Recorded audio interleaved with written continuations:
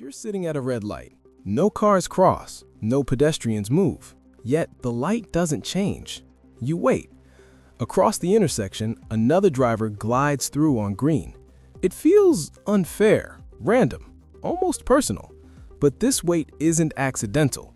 It's the result of a system quietly deciding who moves first, who waits longer, and who absorbs the delay. Every day, traffic lights make millions of these decisions, without asking drivers, without explaining themselves. So the real question isn't, why am I waiting?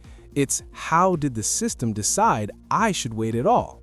At its core, a traffic intersection has a simple but unavoidable problem. Multiple directions want to use the same physical space at the same time.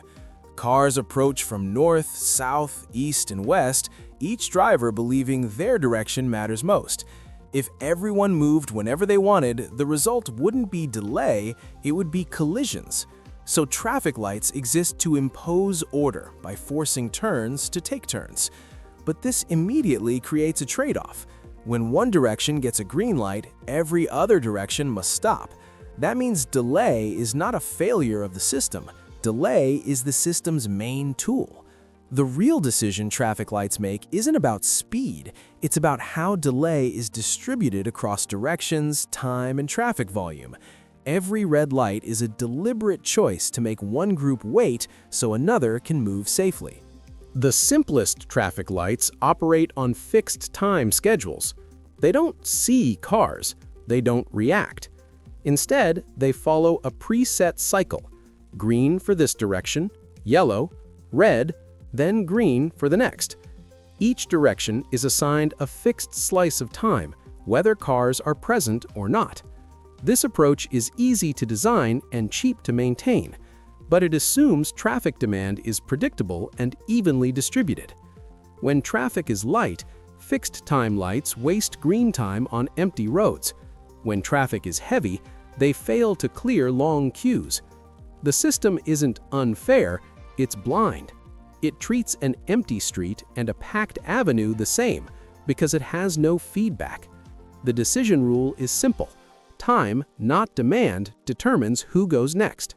To make better decisions, many intersections add vehicle detection. These systems use sensors embedded in the road or mounted above it.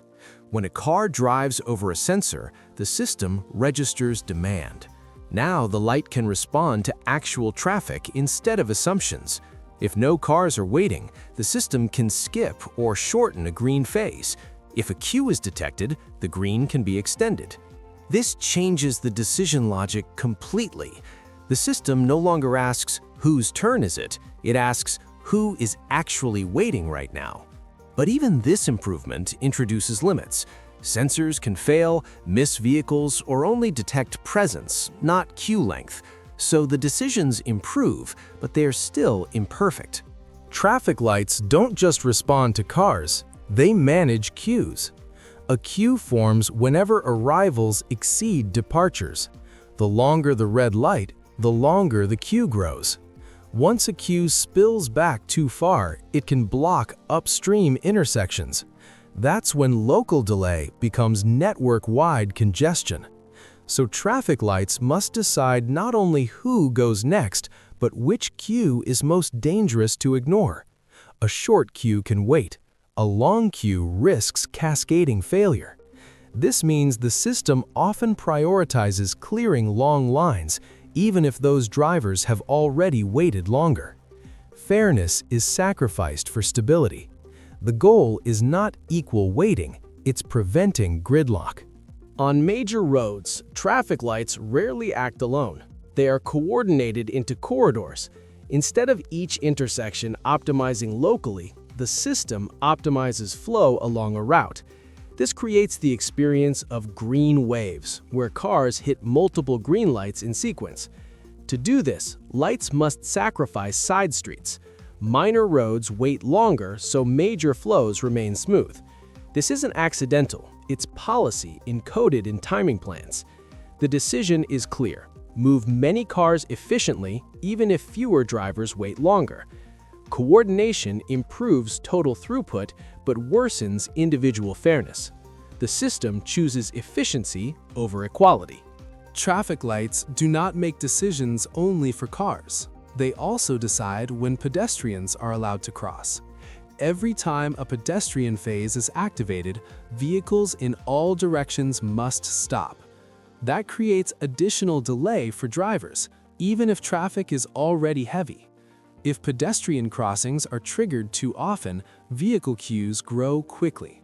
If pedestrian requests are delayed too long, people become impatient and take risks. So the system must constantly balance safety against efficiency. In busy intersections, pedestrian button presses are not always served immediately. The system may delay the request, combine it with another phase, or skip it temporarily. To pedestrians, this feels unfair or dismissive, but the system is not judging people. It is responding to constraints, traffic volume, queue length, and collision risk. The decision is not about who matters more. It is about preventing congestion while keeping crossings predictable and safe. Some traffic light decisions override all normal rules. This happens when an emergency vehicle approaches an intersection. Ambulances, fire trucks, and police vehicles send a priority signal to the system. When this signal is detected, normal timing plans are immediately suspended. The traffic light does not wait for the cycle to finish. Instead, all directions are stopped at once. The route of the emergency vehicle is given a green light as quickly as possible. Other drivers may suddenly face an unexpected red light and long delays. There is no explanation shown to them, but the system has made a clear value choice. Reducing emergency response time matters more than minimizing traffic delay. This is not an efficiency decision. It is a priority decision where one vehicle outweighs all others. Fairness is intentionally abandoned to protect human life. Traffic demand is not constant throughout the day. In the morning, most vehicles move toward business districts. During midday, traffic becomes lighter and more scattered. In the evening, the dominant flow reverses direction. Traffic lights account for this by switching timing plans based on the clock. Each plan is designed using historical traffic data.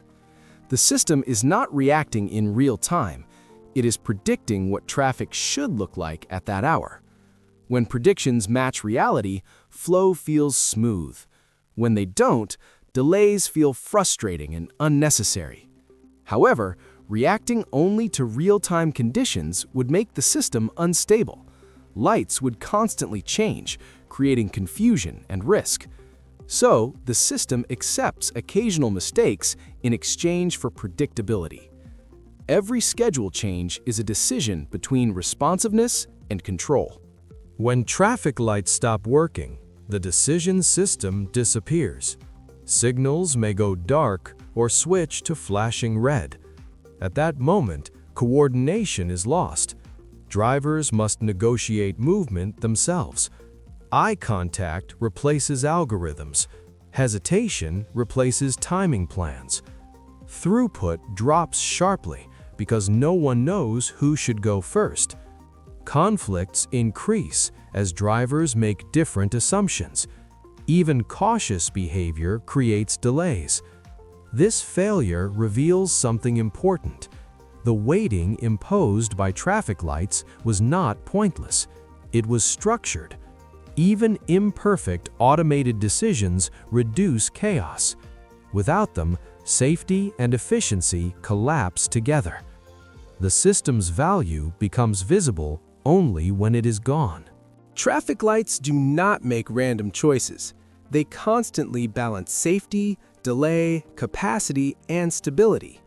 Every green light solves one problem and creates another elsewhere.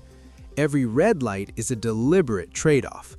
The system does not ask who deserves to go first. It asks which decision prevents the most harm. Long waits are not personal. They are structural outcomes of shared constraints. You are waiting because allowing you to go would create a larger problem somewhere else. This is how large systems work. They optimize outcomes, not experiences.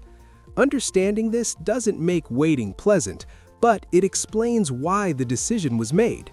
You are not ignored. You are part of the calculation. The next time you're stuck at a red light, remember, that wait is a decision, not a mistake.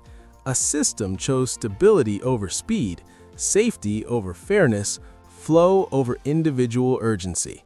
And traffic lights are just one example. Next time, we'll look at another system quietly deciding who waits and who goes.